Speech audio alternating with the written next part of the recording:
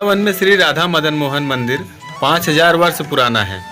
सबसे पहले यह माना जाता था कि इसका निर्माण कृष्ण के नाती के 7 देवालयों में प्रमुख ठाकुर मदन मोहन मंदिर वैष्णव संप्रदाय का मंदिर है। हेलो दोस्तों, कैसे हो आप लोग? स्वागत है आपका एक और नए ब्लॉग में। तो आज के इस ब्लॉग में मैं आया हूँ मदन मोहन मंदिर में, जो कि वृंदावन में है। आज की इस वीडियो में मैं बात करूँगा मदन मोहन मंदिर के इतिहास की, कि इस मंदिर को किसने बनवाया था और क्या कारण था जो ये मंदिर बना।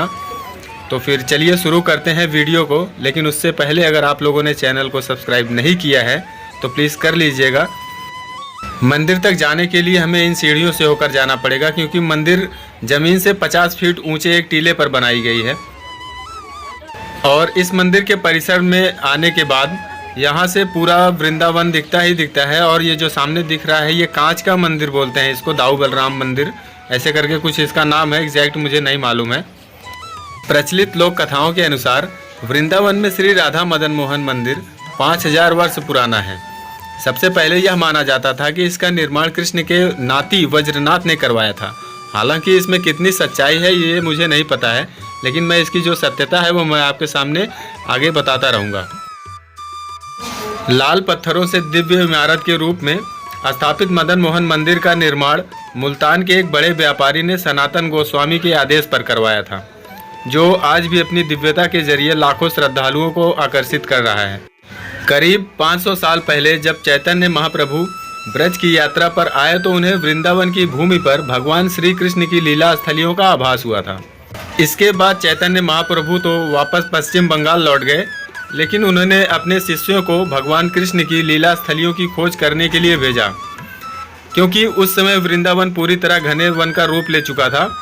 लीला स्थलियाँ पूरी तरह विलुप्त हो चुकी थीं। ऐसे में चैतन्य महाप्रभु के शिष्यों ने वृंदावन में वास करते हुए प्रभु साधना शुरू कर दी और यहाँ भगवान की लीला स्थलियों का पुनः प्रकाश करते हुए 7 देवालयों की स्थापना की। इनमें सबसे पहला मंदिर है मदन मोहन मंदिर। लाल पत्थरों से दिव्य इमारत के रूप में स्थापित मदन मोहन का निर्माण मुल्तान के एक बड़े व्यापारी ने सनातन गोस्वामी के आदेश पर करवाया था, जैसा कि मैंने आपको पहले भी बता चुका है। वृंदावन के 7 देवालयों में प्रमुख ठाकुर मदन मोहन मंदिर वैष्णव संप्रदाय का मंदिर है। इसका निर्माण लगभग 1647 में हुआ था। मंदिर के बारे में जो प्रचलित है उसके अनुसार यमुना के किनारे चैतन्य महाप्रभु के शिष्य जो थे सनातन गोस्वामी 12 आदित्य टीला पर साधना करते थे। भजन करने के उपरांत वह जीवन यापन के लिए भिक्षा मांगने जाया करते थे। कुछ दिन बाद सनातन गोस्वामी मथुरा में ओंकार चौबे के घर भिक्षा मांग रहे थे, तो वहां सनातन गोस्वामी ने देखा कि चौबे जी के घर में एक 5 वर्ष का बालक खेल रहा था। गोस्वामी जी ने ओंकार चौबे की धर्म पत्नी से पूछा, माता यह बालक आपका है?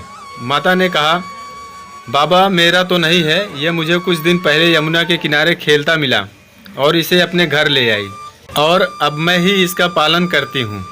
इसका नाम मदन मोहन है। यहाँ से सनातन गोस्वामी कुछ दिन बाद बालक को अपने साथ ले आए, लेकिन सनातन गोस्वामी जब साधना कर अपने हाथ से बनी बिना नमक की बाटी का भोग ठाकुर जी को अर्पित करते थे तो वही बालक को देते थे। बालक को बिना नमक बाटी पसंद नहीं आई। इसी दौरान मुल्तान का एक व्यापारी रामदास कपूर यमुना में नौका से आगरा अपना माल पहुंचाने जा रहा था और उसकी नौका खराब हो गई। वह व्यापारी सनातन गोस्वामी के पास पहुंचा। जब सनातन गोस्वामी को पता चला कि नौका में व्यापारी नमक लेकर जा रहा है तो वे समझ गए। उन्होंने व्यापारी से बालक मदन मोहन के सामने अपनी समस्या रखने को कहा, लेकिन इसी दौरान जब व्यापारी ने सनातन गोस्वामी और बालक मदन मोहन के दर्शन किए और उनके लिए भोग राग सेवा और मंदिर निर्माण का संकल्प लिया तो देखा कि नौका ठीक हो गई। तभी से यमुना किनारे दिव्य और भव्य मदन मोहन मंदिर में ठाकुर मदन मोहन जी की सेवा पूजा सनातन गोस्वामी द्वारा तय की गई। पूजा पद्धति के अनुसार हो रही है। वर्तमान में मंदिर का संरक्षण पुरातत्व सर्वेक्षण विभाग के अधीन है और सेवा पूजा की जिम्मेदारी मंदिर सेवायतों ने संभाल रखी है। अब बात करते हैं यहाँ पर पहुँचा कैसे जाए। तो श्री बांके बिहारी मंदिर से इसकी दूरी 1 किलोमीटर है और यहाँ पे आप आसानी से पहुँच सकते हैं और ये परिक्रमा मार्ग पे ही पड़ता है।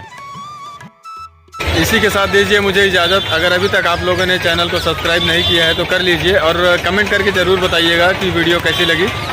तो फिर मिलते हैं किसी और नए ब्लॉग में, तब तक के लिए जय हिंद।